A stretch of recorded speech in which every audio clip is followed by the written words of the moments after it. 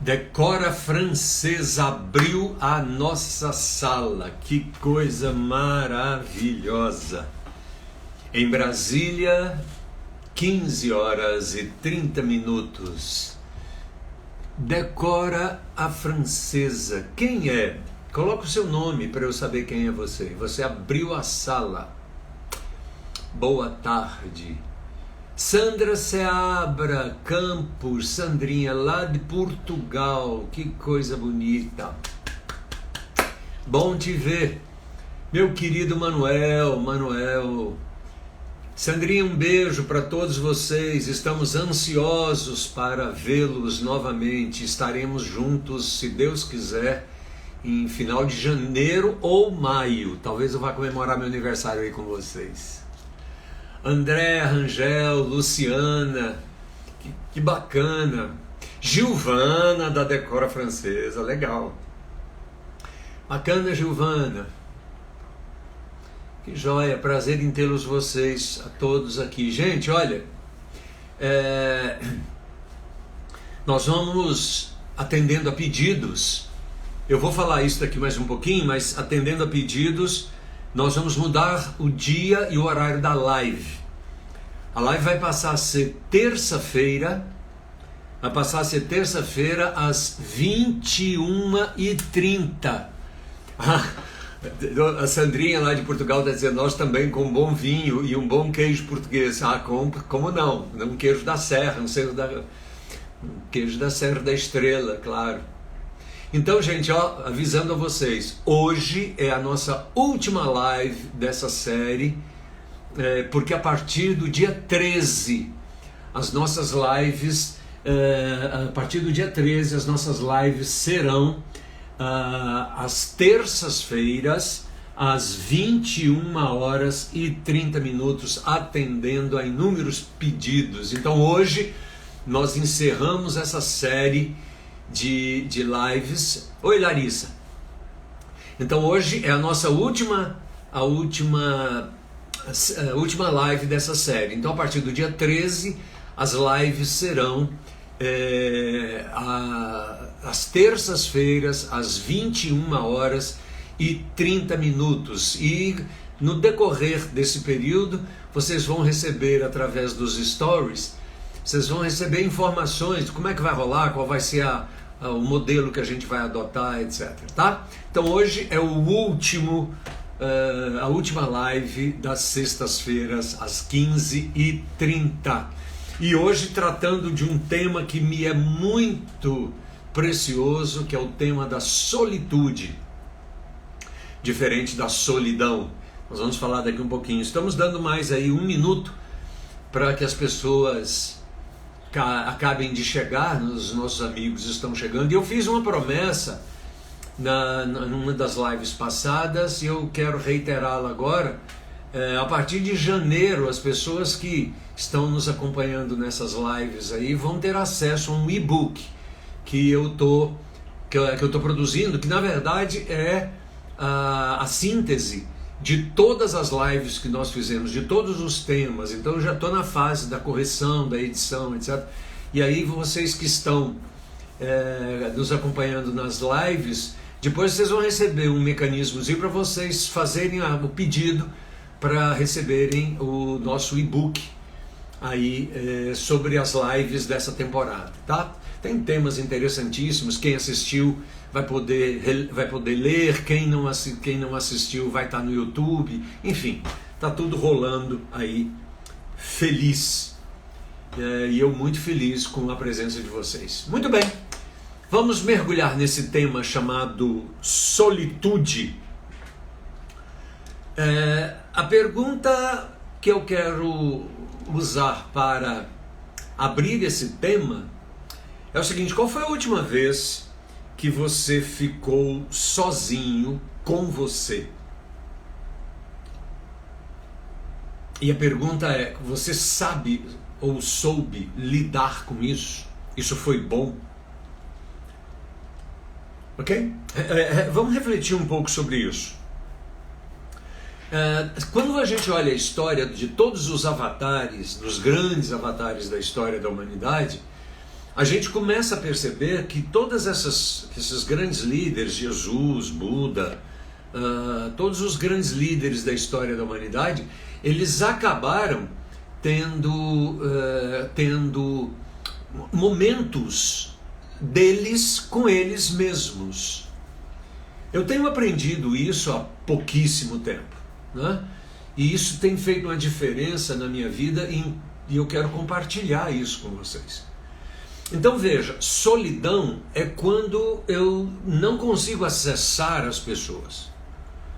É quando mesmo rodeado de gente, eu não estou em processo de interação com essas pessoas. Então muitas vezes eu estou num estádio de futebol, 60 mil pessoas, e aquilo me soa estranho, né? Isso é solidão. Solidão é quando eu não tenho com quem compartilhar as coisas. É quando, se eu morrer, ninguém vai sentir falta. Onde eu não tenho com quem compartilhar nada. É quando acontece alguma coisa comigo e eu olho assim e diz: para quem que eu conto isso? Quem se interessa realmente por isso? A quem fará falta eu não ter compartilhado isso? Isso é solidão. Solitude é quando eu estou carregado de sentido nas minhas relações. Quando tem gente esperando por mim, quando as minhas histórias fazem sentido para as pessoas, quando as pessoas, de uma maneira geral, esperam as minhas conversas, esperam estar comigo, esperam e eu espero estar com elas, e a gente cria uma simbiose relacional muito gostosa. Isso é a vida saudável, é a vida relacional saudável. Só que nessa vida relacional saudável, oi Beth, beijo. Quando nós estamos nessa vida relacional saudável, em algum momento a gente precisa se afastar de tudo isso e ficar em solitude. A solitude é quando é preciso estar só conosco mesmos, porque estar só comigo mesmo, estar só conosco mesmo, essa coisa de estar só, ela tem uma dimensão restauradora da percepção que eu tenho de mim mesmo e da percepção que eu tenho das coisas que me cercam. É interessante que quando a gente vê a história de Jesus, não poucas vezes, e as pessoas que gostam de ler a Bíblia, que estão me escutando aí, vão saber disso, melhor do que eu. Não poucas vezes na vida de Jesus, ele dizia para os discípulos: olha, esperem aqui que eu vou me afastar um pouco, eu vou ali, eu vou orar, eu vou ficar sozinho. Muitas vezes os discípulos diziam: olha, tem uma multidão te esperando. Eles dizem: deixa eles quietos, deixa eu ir para um canto aqui, eu quero ficar um canto sozinho. Isso acontecia com Jesus, isso acontecia com Gautama, isso aconteceu com os grandes avatares da história da humanidade. Só que como eu não tenho muitas vezes, a sociedade urbana industrial, ela é uma sociedade criada a partir do conceito de velocidade, a partir do conceito de que time is money e eu preciso ganhar a maior quantidade de dinheiro possível na menor quantidade de tempo possível. Então eu entro num ativismo tão intenso que eu perco a capacidade da solitude e ganho de presente a solidão. Porque aí eu ganho dinheiro, aí eu tenho atividade, mas é uma atividade tão intensa, é uma atividade tão paranoica, tão esquizofrenizante, que eu acabo não tendo a capacidade de perceber as coisas mais elementares que a vida nos oferece. Por que a solidão é a doença do século? A solidão é a doença do século porque ela faz uma coisa que é absolutamente patológica. A solidão, ela me separa de mim mesmo e daquelas coisas que a vida me oferece como elemento essencial para a existência humana. Então, a solidão, ela é a doença do século, porque ela não nos deixa perceber o tanto que o nosso ativismo, o tanto que a nossa ansiosa solicitude pela vida está causando mal às nossas relações. Está causando mal a mim mesmo e ao modo como eu me relaciono com as pessoas e com as coisas. Então veja, eu acordo de manhã, tomo café depressa, trabalho desesperadamente, almoço depressa, trabalho desesperadamente de novo, volto para casa correndo, vou para a escola correndo, vou dar aula correndo, chego tarde em casa, tomo um banho rápido, etc. E de repente assisto à televisão um conjunto de situações absolutamente esquizofrênicas, aonde o modelo da comunicação apostou na tragédia, apostou na desgraça, porque coisa boa não dá notícia. Então os nossos jornais são absolutamente eivados de sangue, de tragédia, de morte, e eu entro naquela loucura. De repente eu durmo e acordo no dia seguinte e o dia se repete. Mas aí você diz assim, não, mas a gente tem um período de recuperação disso. Nas férias, por exemplo, a gente recupera isso, recupera nada. Aí nas férias a gente entra naquilo que a gente chama de síndrome do turista. Eu li há muitos anos atrás, quando nós tínhamos uma empresa de turismo, e eu recebi um pacote uma vez de uma operadora que dizia assim, 9 países em 15 dias. Gente, eu fico pensando assim, 9 países, não são setores, não são cidades, são 9 países, em 15 dias. Eu fico pensando o seguinte, o que uma pessoa faz durante 15 dias para conhecer 9 países? Ela dorme num país, acorda no outro país, oi filha, coisa boa. Ela dorme num país, acorda no outro país, tira um bando de foto, depois ela não tem a menor ideia de onde ela esteve e do que aconteceu. Então, a síndrome do turista é essa síndrome maluca que faz com que eu precise visitar o maior número de espaços possíveis, na menor quantidade de tempo possível, para fazer valer o dinheiro que eu paguei naquela excursão, naquela atividade. Eu dizia para um amigo meu, eu dizia o seguinte, olha, a gente estava em Paris nessa época, e eu dizia para esse amigo que estava fazendo um tour com a gente, e eu dizia para ele o seguinte, olha, nem que a gente morasse aqui nos próximos X mil anos, a gente não seria capaz de conhecer o tanto que essa cidade foi importante para a história do mundo ocidental. Porque cada esquina, cada coisa... E a gente não é capaz de parar e refletir sobre isso. Alguém me passou uma mensagem aqui agora falando sobre precisamos desacelerar. E é isso. Daqui um pouquinho eu quero comentar um pouco sobre isso com vocês, porque desacelerar é a parte de reaprender a solitude. Então nós já vimos algumas coisas sobre isso. Ou seja, primeiro é aquela pergunta que abriu a nossa conversa de hoje. Qual foi a última vez que você ficou sozinho com você mesmo? Veja, não é ficar fazendo alguma coisa, é ficar sozinho com você mesmo, em processo de contemplação, em processo de percepção da própria vida.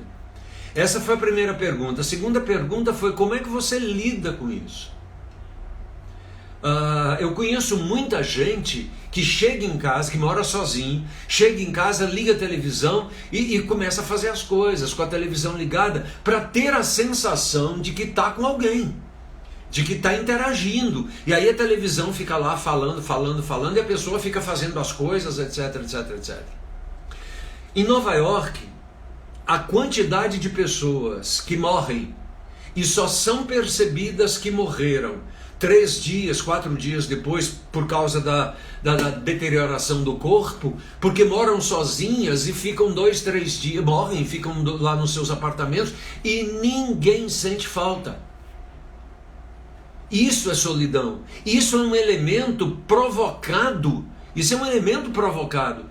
É uma doença provocada pela sociedade urbana industrial moderna que faz com que a gente entre num processo maluco de querer ansiosamente consumir tudo e todas as coisas ao mesmo tempo. Então, o que a gente faz? A gente aumenta infinitamente a quantidade de coisas a fazer e diminui o tempo. E aí a frase que mais se escuta numa sociedade solitária é a seguinte frase: eu não tenho tempo. Eu não tenho tempo. Então, veja, se escuta muito, eu preciso de ter uma semana, um dia de 30 horas. Eu preciso ter uma semana de 8 dias, de 9 dias. Gente, até na mitologia bíblica esse elemento aparece de uma forma extremamente forte, né? Deus, depois de fazer todas as coisas, ele descansa no sétimo dia. E o descansar aqui é o desacelerar desse processo que a gente está vivendo para se instalar a quietude que a gente acabou de ver na vida dos grandes avatares, né? Pessoas que entenderam, que foram capazes de entender que a ansiosa solicitude pela vida não gera absolutamente nada a não ser uma patologia pessoal e relacional. Gera ansiedade, gera transferência de responsabilidade, gera perda de afetos. É por isso que eu tenho escutado muito aqui nos settings de coaching, nos settings de psicanálise, eu tenho escutado muita gente dizer o seguinte: olha, meu pai é um ausente, minha mãe é um ausente. E eu tenho escutado também, gente, olha que coisa maluca, pais que reclamam de mim dizendo o seguinte: olha, os meus filhos que estão aí com seus 18, 19, 20, 30 anos ainda moram comigo e eu não os vejo. Eu não os vejo. Recentemente um colega me disse o seguinte, falou: Mero, sabe fulano? Eu sei, eu digo, sei seu filho, etc, etc. Eu disse, pois é, ele ainda mora comigo. Você sabe que para eu conversar com meu filho eu tenho que marcar na agenda, porque eu não consigo conviver com ele. E nós moramos na mesma casa. E a gente não tem tempo um para o outro. A gente parou de ter essa solitude como sendo algo restaurador da nossa vida. Mas enfim, o que é a solitude nesse sentido? Ela é a antítese da solidão, no sentido de que ela provoca em nós a companhia de nós mesmos para dar sentido às relações que nós estabelecemos.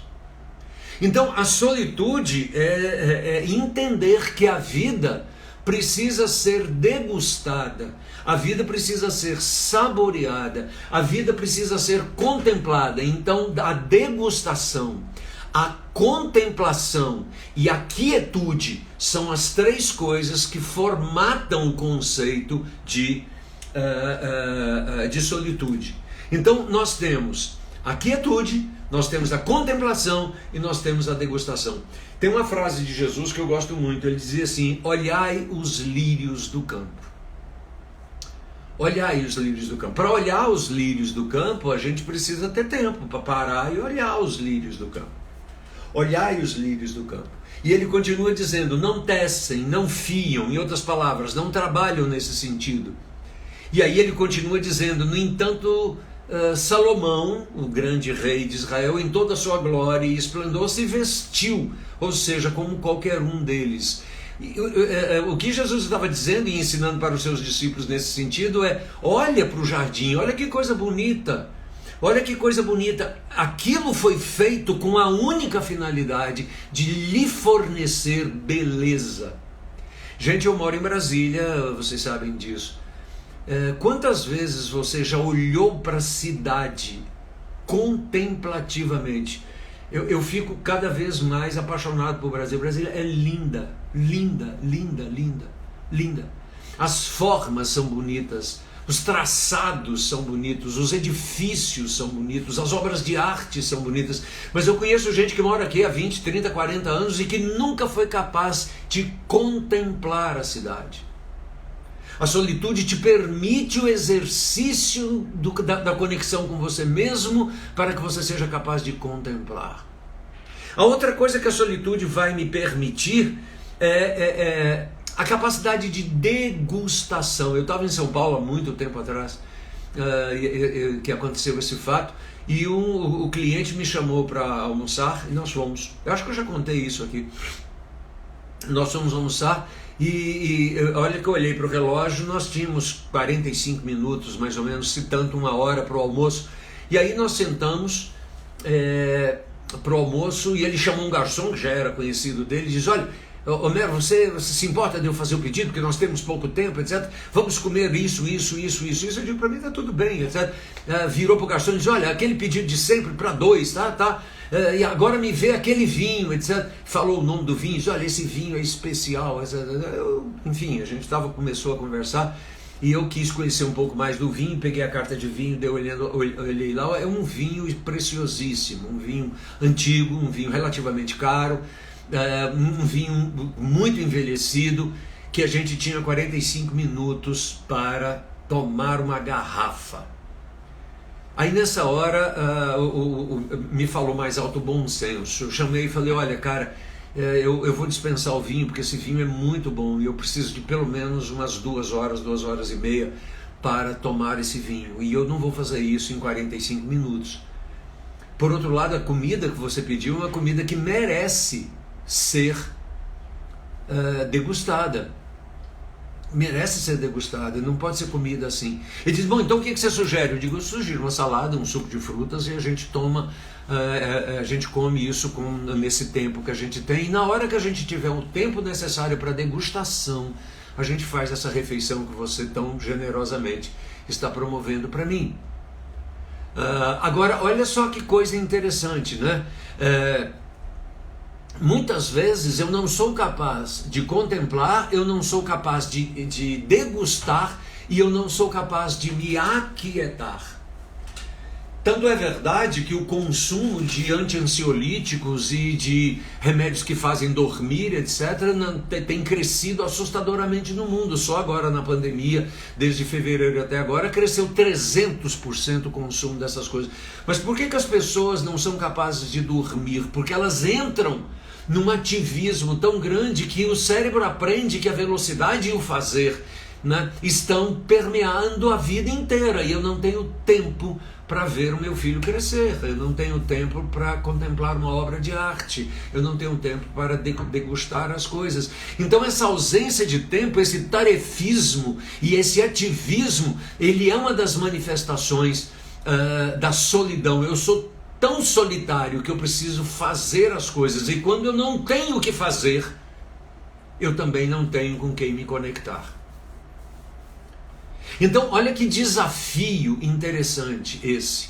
Então, veja, a solitude é a capacidade que eu de estar consigo mesmo por escolha. Portanto, não é uma ausência de relações, é uma escolha por um momento aonde você vai dedicar-se a você mesmo. A segunda coisa, a solitude é essa competência que eu tenho de estar renovando naquele momento o meu entendimento do meu propósito de vida e da oferta que a minha vida é para as pessoas com as quais eu me relaciono. Por isso o Tiago de Mello, um poeta amazonense, tem um poema lindo quando ele diz: eis aqui a minha vida pronta para ser usada. Vida que não se esquiva, que se entrega e não se esquiva assustada. Vida a serviço da vida. Quando o poeta fala sobre eis aqui a minha vida pronta para ser usada, ele está falando do resultado da solitude. Ou seja, eu agora sei, eu renovei as minhas energias, eu renovei a minha relação comigo mesmo, eu apurei o meu olfato, eu apurei a minha degustação, eu apurei a minha capacidade de escuta, eu apurei a minha capacidade de ver as coisas, eu apurei a minha sensibilidade tátil, eu agora estou de novo no caminho, eu recarreguei as baterias e estou de novo no caminho. Então veja, a questão básica da solitude é essa, é o tempo que eu tiro para conviver comigo mesmo. Muitas vezes as pessoas me dizem, quando eu trato desse assunto, elas dizem, Almer, mas eu não tenho tempo para isso. Eu digo, esse é o problema. Esse é o problema. Eu não tenho tempo para isso, ou seja, eu não tenho tempo para ter tempo comigo.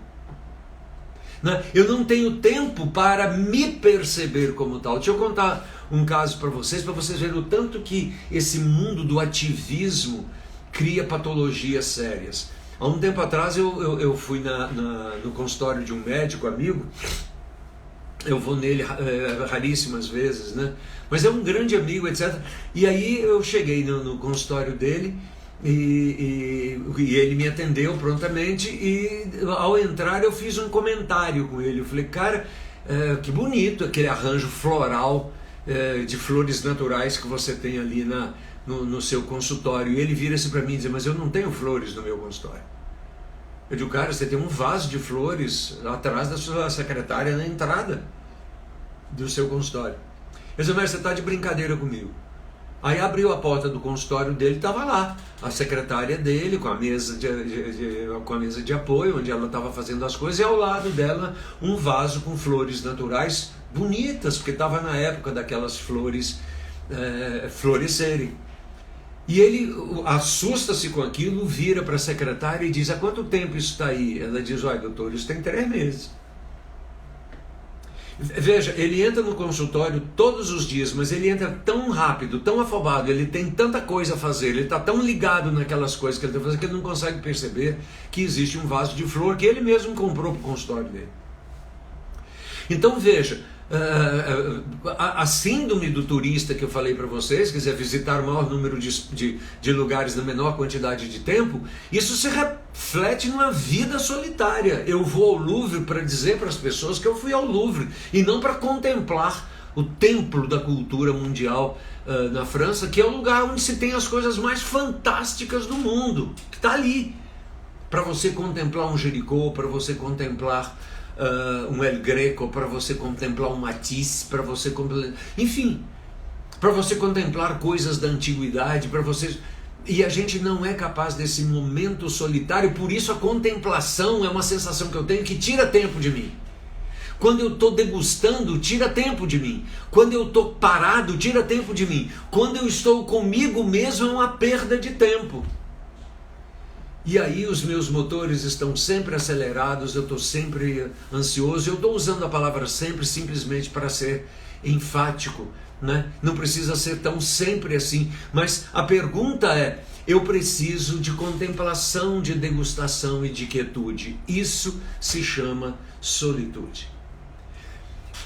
A humanidade nasceu de pessoas que viviam juntas, estabelecendo relações profundas, decorrentes dos seus momentos de contemplação, de degustação e de quietude. É por isso que a palavra lar, no seu original, significa fogo. Daí lareira. Lareira é a casa do fogo. Então a palavra lar significa fogo. Por quê? Porque as pessoas se reuniam em torno do fogo, se reuniam para compartilhar a vida, vida que elas tinham absorvido durante o dia por causa daqueles momentos que passavam sós consigo mesmas e que agora eram capazes de compartilhar isso com as outras pessoas. Então veja, o conceito de lar só existe a partir do conceito de fogo, de acolhimento, de estarmos juntos. Agora, olha só que coisa mais solitária. Junta 5 pessoas na sala, liga a televisão e fica todo mundo lá. Nós estamos próximos, mas não estamos juntos, não estamos compartilhando. Nós estamos fisicamente no mesmo lugar. Ainda mais agora, com essa coisa da pluralidade, cada um com seu celular no seu canto, cada um com seu tablet no seu canto. Ah não, mas somos uma família. Será que somos? Ou simplesmente estamos no mesmo espaço geográfico? Estamos no mesmo locus, mas não estamos juntos porque não temos o que fazer juntos, porque perdemos a capacidade de conhecer a nós mesmos. Agora eu não sei o que é compartilhar. Entendeu? Eu agora perdi a capacidade de compartilhar. Eu perdi agora a capacidade de oferecer-me ao mundo. O que eu tenho para oferecer ao mundo? Se eu nem sequer sei quem sou eu mais. Ou seja, eu perdi aquela capacidade de entender quem sou, porque não tenho momentos comigo mesmo. Então veja, essa característica maluca desse mundo que a gente está vivendo nos leva agora a repensar. Então veja, desenvolva a quietude. Como é que eu faço isso? Bom, em primeiro lugar, eu diria para você que é fundamental estabelecer inicialmente na sua agenda um tempo que seja o tempo que você dedica a você. Não é a quantidade de coisas que você faz que fazem com que a vida tenha sentido. É a quantidade de sabor, é a quantidade de beleza, é a quantidade de degustação, portanto, de contemplação e de quietude que você é capaz de trazer para a sua vida. Então, trabalhe, produza, faça as coisas. Essas coisas estão todas corretas, mas faça isso numa dimensão em que você esteja sempre presente com você mesmo. Nesses momentos de quarentena que nós estamos vivendo, muitas pessoas têm se dado conta da loucura que é ficar sozinho para aqueles que são para aqueles que moram sós, por exemplo. E muitas vezes as pessoas piram, as pessoas não aguentam. Eu já fiz tudo, eu já lavei a louça, já fiz isso, já fiz aquilo, já fiz aquilo. E agora o que me resta? Me resta ficar comigo. Puxa vida, e agora? Eu não sei mais fazer isso. Então, perguntar o que é que eu estou fazendo comigo mesmo é o primeiro passo para que eu coloque na minha agenda um tempo de autorreflexão. É um tempo de redescobrir a mim mesmo e de conectar-me com aquelas coisas que fazem sentido para mim. Por exemplo, as pessoas que fazem meditação, esse é o momento. A solitude é um momento que instrumentaliza a meditação. Para as pessoas que são religiosas, esse é um momento de contato com aqueles seres com os quais você atribui culto.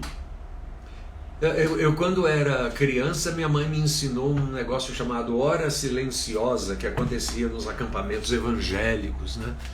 A hora silenciosa, eu tenho isso até hoje, né? Eu tenho os momentos em que, diariamente, eu faço a minha prática das minhas orações, da minha devocional, das minhas leituras nutritivas, das minhas leituras bíblicas, etc.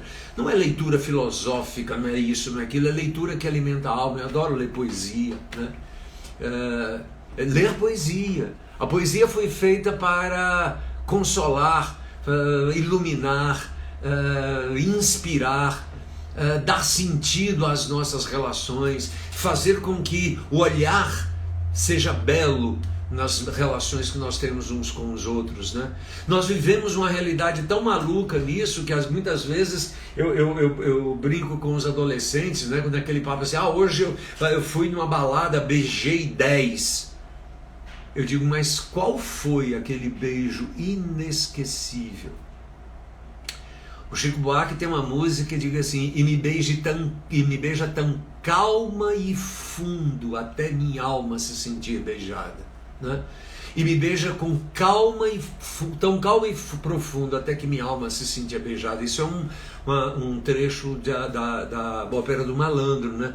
Quer dizer, não é a quantidade de beijos que vale a vida. O que vale a vida é aquele beijo inesquecível, é aquele beijo único, né? Que até a alma se sente beijada. Ou seja, não é a quantidade do processo industrial que faz a vida funcionar, é a profundidade e a qualidade com que eu vivo o meu dia a dia.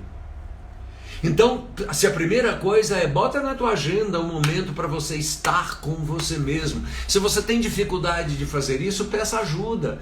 Existem processos terapêuticos aí, processos de meditação, processos de oração. Existem várias instrumentalidades que nos permitem isso, nos permite olhar para essa realidade e aquietar, a diminuir a nossa frequência cardíaca, a entrar num nível um pouco mais basal, para que eu consiga me encontrar, me sintonizar com as coisas que me cercam. Então essa é a primeira coisa, é estabelecer como propósito um tempo em que eu me dedique a mim mesmo. Um tempo em que eu dedique a perceber a mim mesmo, o que me incomoda, o que está tirando a minha paz, como é que eu estou lidando com estas coisas para que as minhas baterias se recarreguem. E eu aí de repente levanto e digo, agora eu estou pronto para a próxima jornada. A outra coisa importante, existe um texto, um livro que eu esqueci o nome da autora, chamado Não Apresse o Rio, ele corre sozinho. Em vez da gente querer fazer todas as coisas, a gente precisa, ao desenvolvermos a solitude, a gente pretende com isso dar ao universo a chance de trabalhar por nós, de fazer com que as coisas aconteçam por nós, ou de que as coisas aconteçam através de nós. Mas se eu entro nesse ativismo maluco, se eu não tenho tempo de estar comigo, eu não tenho tempo de perceber os grandes insights que estão presentes na natureza. Às vezes eu digo isso para algumas pessoas bem religiosas, e porque me assusta um pouco o modo como as pessoas fazem as suas orações, ou as suas preces, ou as suas rezas. Isso me assusta muito, porque mostra a ausência da solitude. Por exemplo, você que faz as suas orações a Deus, enfim, você fecha os seus olhos, faz a sua oração, faz a sua prece, mas entenda que do outro lado existe alguém escutando a sua oração. Deus está escutando a sua oração, ou quem você acredita que exista está escutando a sua oração. Qual foi o tempo que você deu para que essa pessoa respondesse a você? Em que momento de quietude, portanto de silêncio, de degustação, de contemplação, que você ficou para permitir que esta entidade que você acredita respondesse a você? Através de um insight, através de uma palavra, através de uma ideia. Repare que a gente instrumentaliza isso, vamos orar o Pai Nosso, Pai Nosso está no céu, santificado, a gente ora o Pai Nosso e aquilo é um decoreba que qualquer papagaio seria capaz de fazer. Mas qual é o sentido de fazer essa oração? Como está o seu coração, as suas emoções, o seu estado relacional com você mesmo quando você faz as suas orações? Quando você se aquieta. Então, coloque na sua agenda um tempo para estar consigo mesmo. Nesse tempo, procure aquietar-se. E aquietar-se começa com o exercício de silenciar. Portanto, o silenciar é diferente do calar. Calar é quando a minha boca está fechada e eu não estou emitindo nenhum som. Mas silenciar é quando a minha mente não está emitindo nenhum som. Porque aí eu sou todo ouvidos. Eu estou com um ouvidão aberto, disponível, para que o universo fale comigo. E para que eu comece a perceber os grandes insights que a vida pode me oferecer, e só não me oferece porque eu perdi essa capacidade de estar só comigo mesmo. E entro na solidão, que é estar sem correlações. E aí o conceito de estar junto, que é o conceito de lar. A qualidade dos seus relacionamentos depende fundamentalmente do tempo que você dedica a você também na solitude. O Domenico De Masi escreveu aquele livro muito bacana, o ócio criativo. E o que ele está falando no ócio criativo é disso. É dessa capacidade que você tem de estar só consigo mesmo, porque é nesse ócio criativo, é nessa solitude que os grandes insights acontecem para você ser capaz de fazer as coisas acontecerem.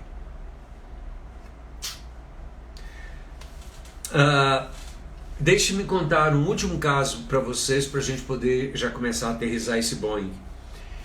Eu tinha um cliente que era difícil falar com ele, sabe? Extremamente difícil. Eu ligava, não, Homero, a minha agenda é isso, é aquilo, aquilo outro, eu não tenho tempo, eu trabalho 16 horas por dia, o mundo está pegando fogo, etc, etc, etc, eu tenho que dar assistências a isso, Um belo dia eu liguei para falar com ele e a secretária dele me disse, olha, o fulano teve que viajar às pressas porque a mãe dele está adoentada e ele teve que viajar para dar assistência à mãe.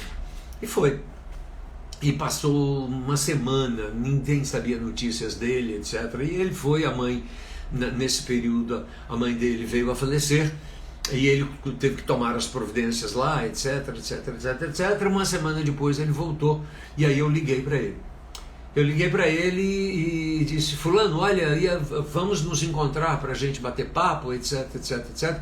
Ele virou para mim e disse, Homero, olha, não deu tempo, estou correndo, você sabe, minha mãe morreu, minha agenda... Não... E aquela conversa toda, e aí nessa hora me veio uma inspiração. Eu disse para ele, olha, para e respira 1 minuto e escuta uma frase que eu quero dizer. Ele disse, pode falar. Eu digo, quem vai precisar morrer a mais para você entender que o seu ativismo não conduz o mundo? Me parece que ele assustou do outro lado da linha, ele assustou, ficamos alguns segundos em silêncio, e ele virou-se para mim e disse, o que você está fazendo agora? Eu digo, agora eu estou com todo o tempo do mundo para conversar com você. Ele disse, você pode ir para o shopping? Eu digo, posso. E aí fomos para um shopping perto do local de trabalho dele, e sentamos ali, tomamos um café, e acabamos conversando umas 3 horas, tomando café e água, e tratando de assuntos importantes na vida. O que eu queria mostrar para ele era o seguinte, o ativismo dele foi interrompido pela morte da mãe, e nesse período da morte da mãe, a empresa continuou funcionando, as coisas continuaram acontecendo, as pessoas tomaram as decisões que precisavam tomar, e ele estava livre para fazer aquelas coisas. Só que quando esse ciclo fechou, ele voltou à ansiedade, a solicitude ansiosa da vida, exatamente pela incapacidade de ter solitude. Então veja, a solitude é quando eu estabeleço uma nova relação espaço-temporal e de propósito comigo mesmo, para que isso gere o combustível necessário para eu estabelecer a minha relação com as outras pessoas. Veja, gente, vinho não foi feito para matar a sede, foi feito para alimentar as amizades. Portanto, não é quanto que você bebe, mas como você bebe que revela a solitude. Não é o tanto que você come, mas como você come revela a atitude. Repare, o teu cérebro não reconhece quantidade, ele reconhece sabor. Então, passou da língua, não tem mais sabor. A pergunta que normalmente eu faço é quanto tempo a comida passa na sua boca para você saborear isso. Às vezes a gente come muito porque a gente não tem tempo de saborear. Então, a solitude restaura em mim, a partir do tempo que eu dedico a mim mesmo, restaura em mim a finesse dessas coisas tão importantes, que é a capacidade que eu tenho de contemplar. Então a solitude amplia minha sensibilidade para olhar e perceber o que é belo. A solitude acentua o meu paladar. A solitude acentua o meu escutar, a solitude acentua o meu olfato, a solitude acentua a minha sensibilidade emocional. E aí, quando eu estou com você, eu estou com você e você me alimenta e eu lhe alimento e nós construímos uma relação extremamente bonita, porque somos capazes de estar com o outro, porque somos quem somos, na quietude e na plenitude de sermos. Não apresse o rio, ele corre sozinho. A solitude é quando é necessário que eu esteja a sós comigo mesmo, mas não por causa da solidão, mas sim para instrumentalizar as minhas relações, instrumentalizar os meus espaços afetivos, os meus espaços com as outras pessoas.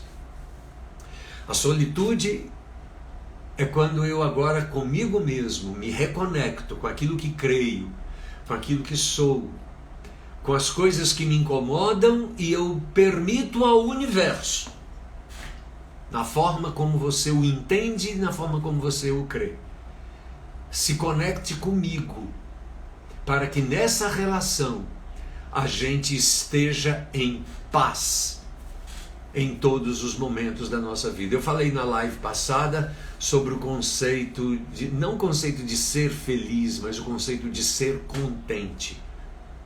Estar contente é saber lidar com todas as situações que a vida lhe coloca. Esse é um lado da moeda. O outro lado da moeda é a solitude. É quando eu sei lidar comigo mesmo. A sociedade urbana e industrial perdeu essa capacidade. E nós estamos vivendo agora um momento sobremodo oportuno de, em função de quarentena, em função de vírus, em função dessas coisas todas, pararmos um pouco para pensar sobre nós mesmos, como é que nós estamos reagindo a isso, como é que nós somos capazes de lidar conosco mesmo.